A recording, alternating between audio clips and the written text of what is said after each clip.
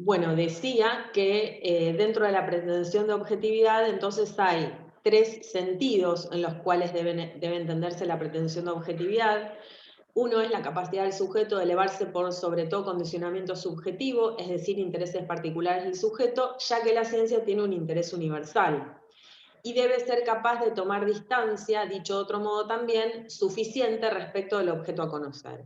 Y decía que esta distancia se refiere a que está relacionada con el punto B también. La distancia tiene que ser una distancia suficiente de forma tal que los propios intereses subjetivos no se vean involucrados en el objeto que se quiere conocer, ¿no? Y el ejemplo que puse recién, que se refiere a, por ejemplo, la búsqueda de justicia, evidentemente la justicia no puede ser, esta es la concepción que tiene la justicia, ¿no? La justicia no puede ser impulsada por quien se ha visto perjudicado por un acto injusto. La justicia tiene que ser impulsada por un tercero que es imparcial respecto del acto de justicia específico que hay que evaluar. Bueno, entonces, lo que decía es que falta pensar el punto A, que se refiere, en donde se entiende la pretensión de objetividad en el sentido de la capacidad del sujeto de elevarse por sobre todo condicionamiento histórico. Acá me gusta usar mucho un ejemplo que viene de los últimos años, del desarrollo que hubo en los últimos años en relación con las cuestiones de género. Pongo un ejemplo.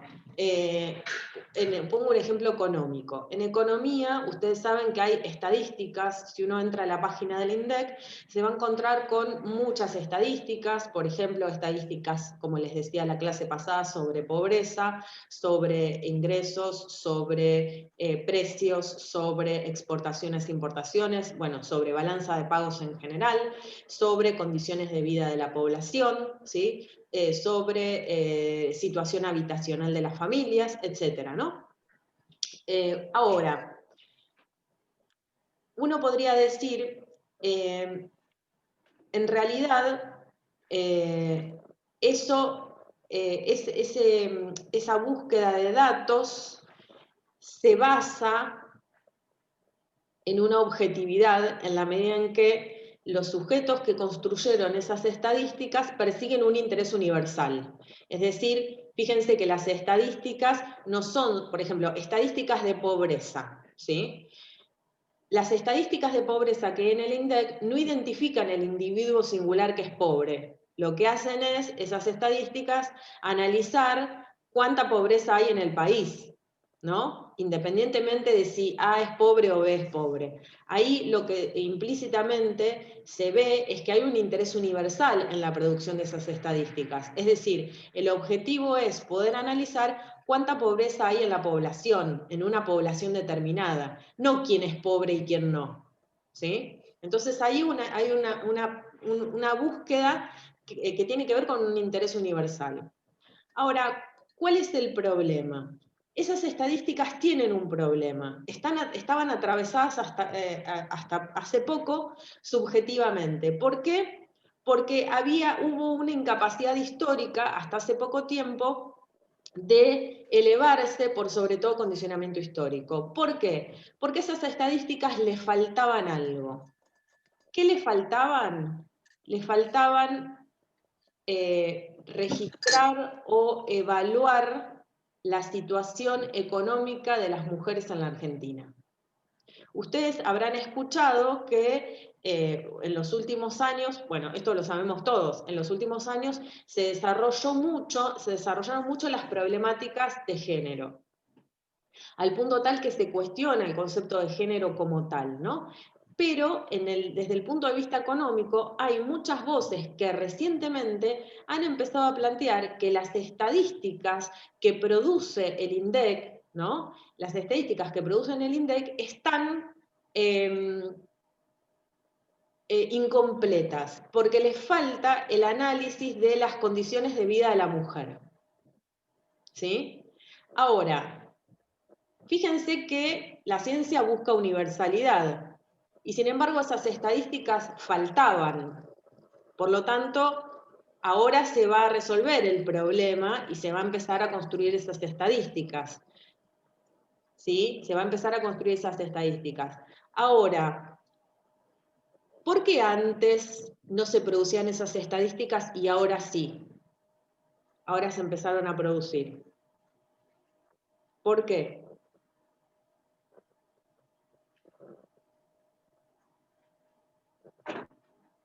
Hice una pregunta difícil, ¿eh? Pero se entiende la pregunta. Estoy preguntando, ¿cómo puede ser que durante tanta cantidad de años, el INDEC existe desde hace muchísimos años, a nadie se le haya ocurrido armar estadísticas relativas a las condiciones de vida de las mujeres?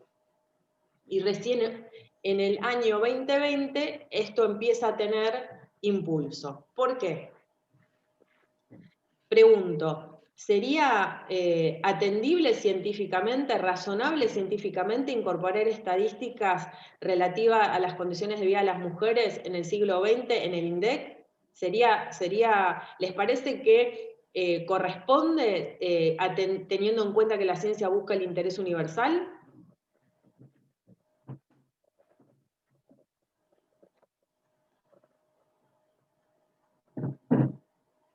¿Cómo es que obtienen esas estadísticas? ¿Cómo es que llegan a decir que tantos hombres son pobres o cuántos hombres son ricos?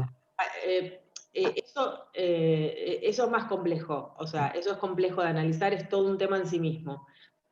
Dejemos por un ratito esa pregunta, porque no me estoy concentrando tanto en el cómo se obtienen los datos, sino en qué datos publica el INDEC, que es otra cosa, ¿sí?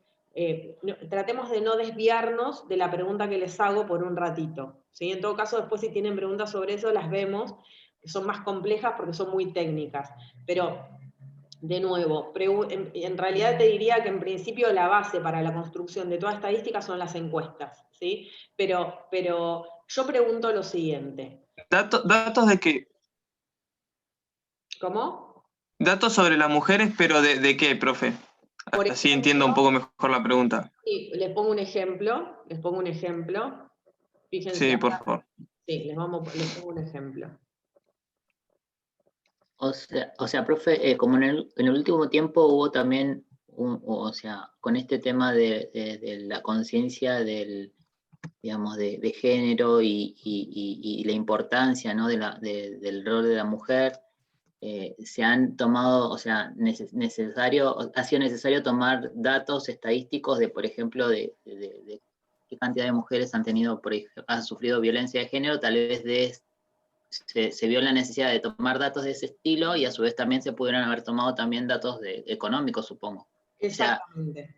O sea, no solamente se limitó a ver, o sea, pues si se tuviera que analizar qué porcentaje de mujeres han sufrido violencia de género, también aprovechando que se tomaba ese tipo de datos en el mismo cuestionario o encuesta, supongo que se sumó la parte económica, ¿no? Pudo haber sido esa parte. Sí, exacto.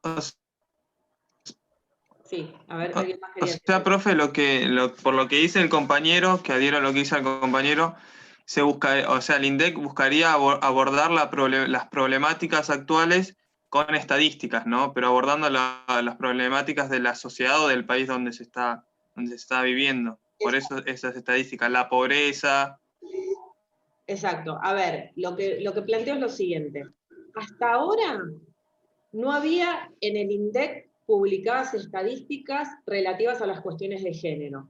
¿Y a qué me refiero con estadísticas relativas a las cuestiones de género? Bueno, les voy a compartir una nota que salió hace poco en página 12, para que la veamos. A ver si dejo de compartir esto.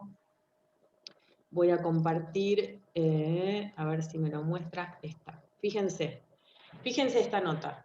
Las que más aportan al PBI no reciben nada. El PBI es un dato estadístico que publica el INDEC, para empezar, ¿no? Pero fíjense cómo empezó a establecerse una conexión entre una variable económica que habitualmente se publica en el INDEC con las cuestiones de género, porque fíjense el título, las que más aportan al PBI no reciben nada. Dice, un informe de la Dirección de Economía, Igualdad y Género ubica el trabajo doméstico y de cuidados no remunerado por encima del aporte de la industria y del comercio, ¿no? Entonces, fíjense, a ver si puedo Se me colgó todo. Se me colgó todo. ¿Me escuchan?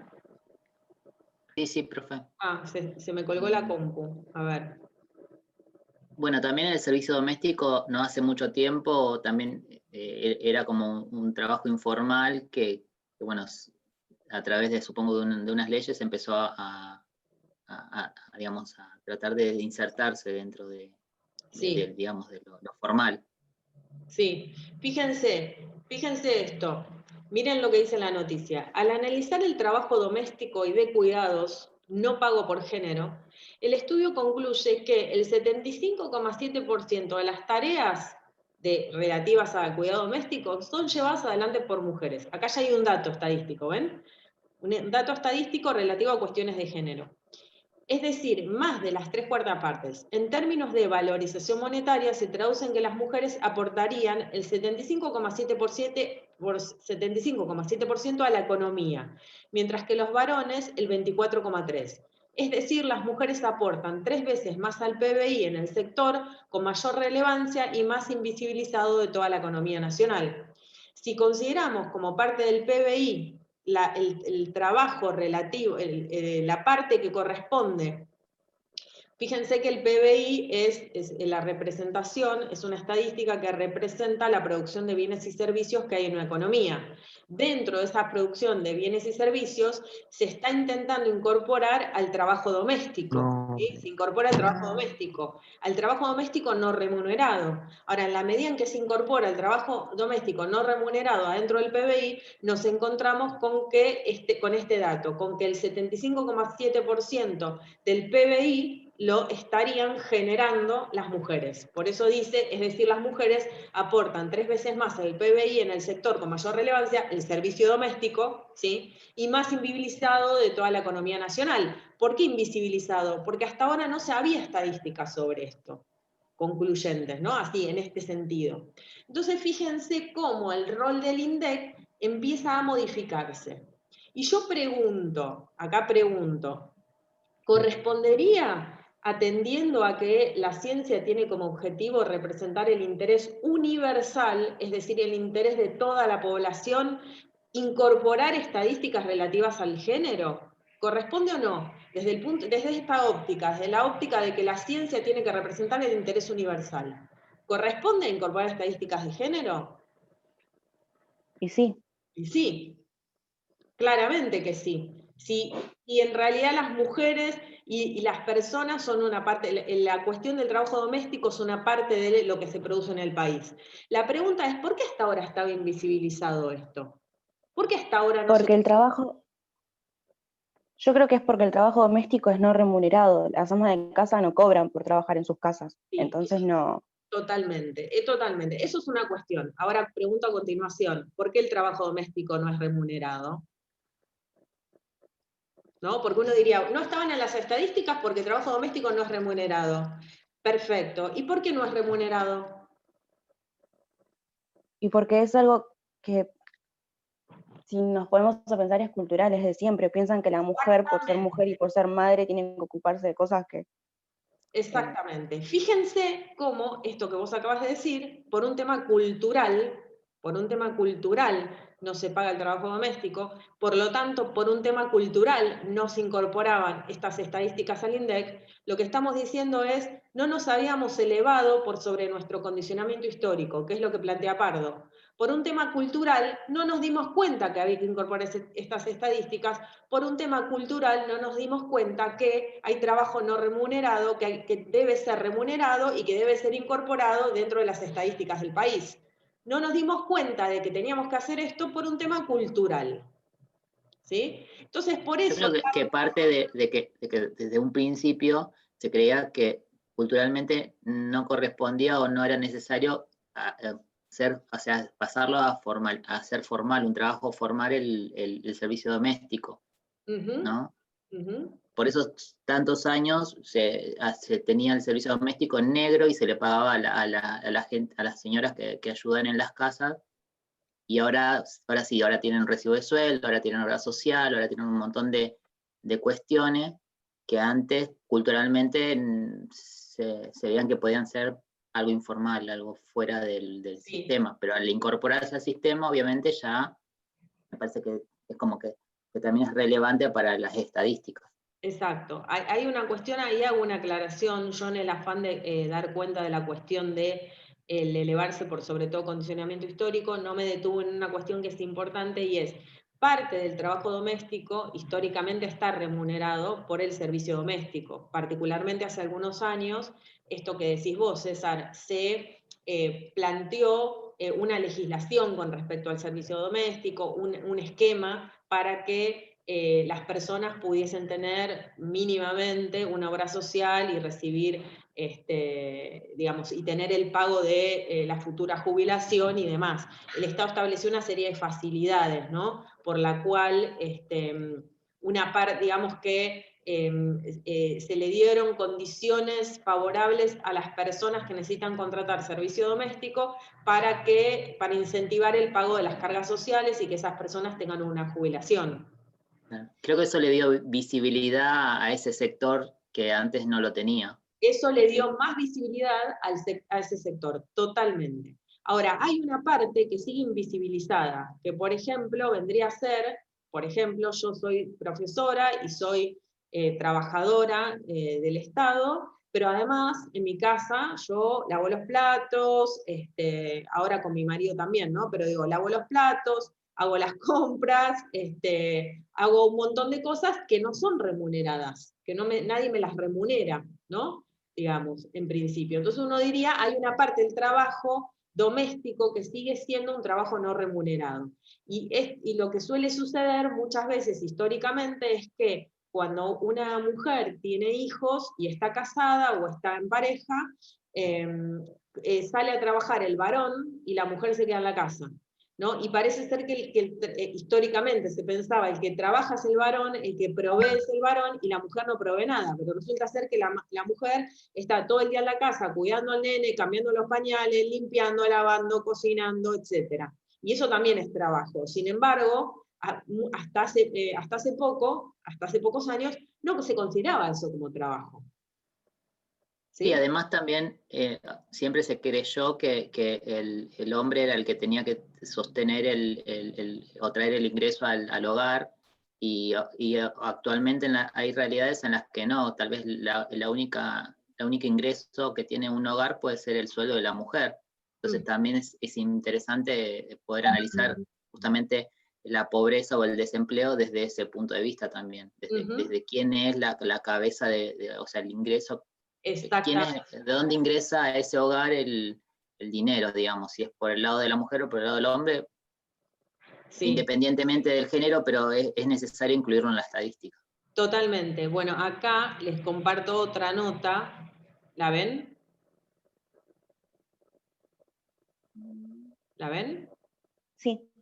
Bueno, acá, por ejemplo, hay otra nota donde se plantea, a ver si, justamente el porcentaje de desempleo en las mujeres y el porcentaje de desempleo en hombres, ¿no? Que esto creo que sí ya estaba hace algunos años, me parece. A ver. Bueno, se me complica, pero bueno, en esta nota, yo después se las voy a mandar, en esta nota que les marco acá, aparece precisamente otra estadística que tiene que ver no solamente con lo que las mujeres aportan al PBI desde el trabajo doméstico, sino con la tasa de desempleo diferenciada por género, mujeres, hombres, trans incluso, ¿sí? O sea, que se ponga todo el abanico de género. ¿Por qué? Porque en realidad, por ejemplo, resulta ser que cuando se empiezan a construir estas estadísticas, uno encuentra situaciones bastante terribles, como por ejemplo que las personas trans tienen menor esperanza de vida que el resto de la población, por ejemplo, o que las personas trans, la tasa de desocupación asciende a un porcentaje altísimo, ¿no? Entonces, cuando uno empieza a ver estas diferencias, se encuentra con determinadas problemáticas sociales que empiezan a ser visibilizadas y que antes eran invisibles, porque eran un tema tabú, porque por un tema cultural no se ponían sobre la mesa. Entonces, lo que plantea Pardo es que la ciencia tiene que tener capacidad para elevarse sobre todo condicionamiento histórico. Fíjense lo difícil que es elevarse por sobre todo condicionamiento histórico, porque elevarse por sobre todo condicionamiento histórico en este caso implicaría que la sociedad haya sido capaz desde siempre de publicar estadísticas relativas a las cuestiones de género, por ejemplo, ¿no? Y sin embargo no lo pudimos hacer hasta el siglo XX, hasta el siglo XXI, año 20.